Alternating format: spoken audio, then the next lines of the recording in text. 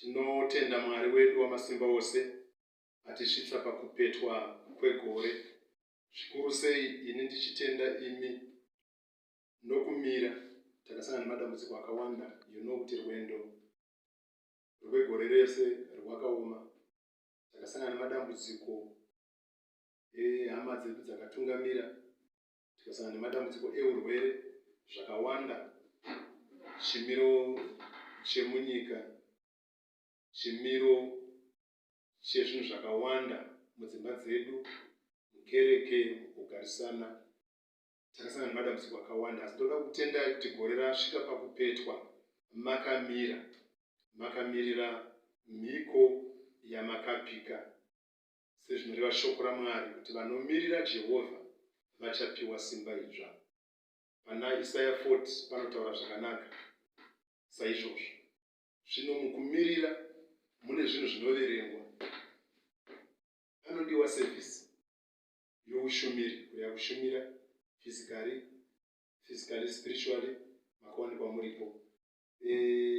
Tariro, because unenge uine tarisiro, expectation, kana uchimirira, haungomira chete pasina chauri kutarisira.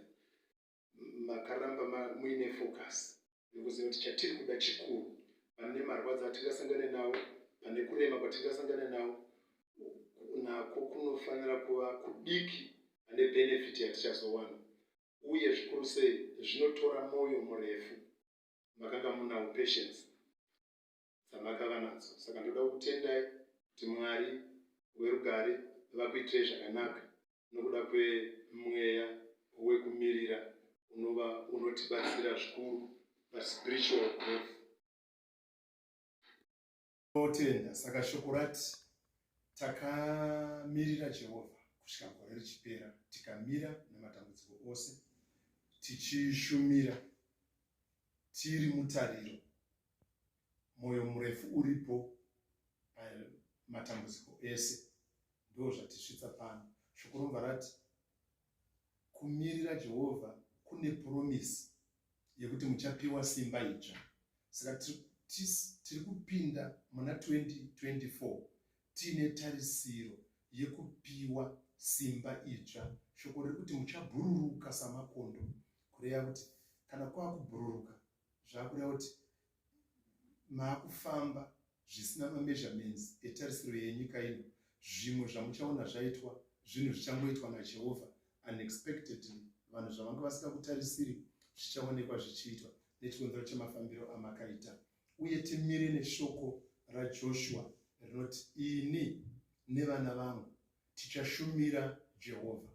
Anoti imi kana muchida zvenyu sarudzai Mwari wamunoda kushumira. Kana Mwari wavari pano, kana Mwari aishumirwa mhiri kurwizi nana baba venyu, asi ini ndichashumira Jehovha. Ndo zvazviri kureva kuti handina chichandinetesa chematambudziko eupenyu nezvimwe zvatakasanganidzana nazvo, kana zvandisina kusanganidzana nazvo, kana zvandiri kusanganidzana nazvo, chichandimisa pakushumira Jehovha. Asi ndichashumira Jehovha nemhuri yangu muna 2024, zvichigozha, zvichirema, zvichirwadza, zvichipisa, zvichitosvora. Ndichashumira Jehovha muna 2024. Ndakamirira kupiwa simba idzva richapiwa vanomirira Jehovha.